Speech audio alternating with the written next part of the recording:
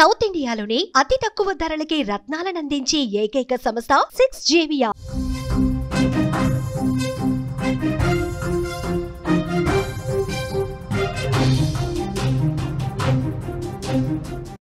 త్వరలో కొడుకు పెళ్లి అంగరంగ వైభవంగా కుమారుడి వివాహం చేసేందుకు ఆ తల్లిదండ్రులంతా సిద్ధం చేస్తున్నారు. ఇప్పటికే బంధుమిత్రులకు కబురు పంపారు. తప్పక రావాలని ఆహ్వానించారు. వివాహానికి అన్ని ఏర్పాట్లను చకచకా చేస్తున్నారు ఆ తల్లిదండ్రులు.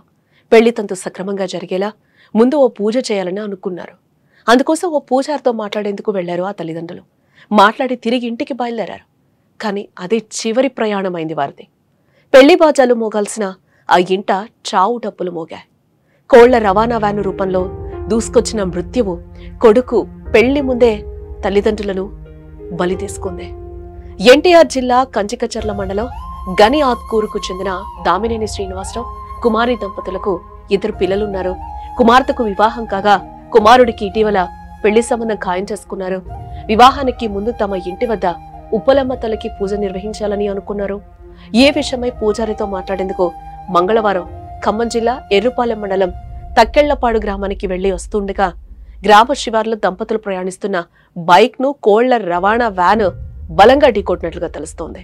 దీంతో దంపతులు అక్కడికక్కడే మృతి చెందినట్లుగా కూడా మనకి సమాచారం అందుతోంది.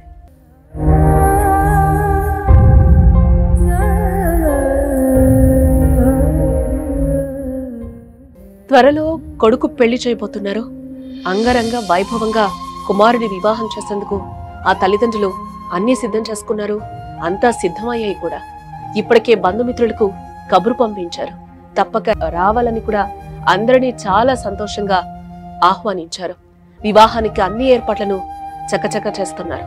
ఎందుకంటే ఒకగానొక కొడుకు, ఆ కొడుక్కి అంగరంగ వైభవంగా పెళ్లి జరిపించాలి అని కూడా ఆ తల్లిదండ్రులు కలలుగన్నారు. పెళ్లి తంతు సక్రమంగా జరిగేలా ముందు ఓ పూజ చేయాలని కూడా వాళ్ళు నిశ్చయించుకున్నారు. అందుకోసం ఓ పూజారితో మాట్లాడేందుకు కూడా ఆ పెళ్లికొడుకు ఎవరైతే ఉన్నారో వాళ్ళ తల్లిదండ్రులు అక్కడికి వెళ్లడం జరిగింది. మాట్లాడి తిరిగి ఇంటికి బయలుదేరారు. ఇదే నేపథ్యంలో అదే వారి చివరి ప్రయాణం కూడా అయింది.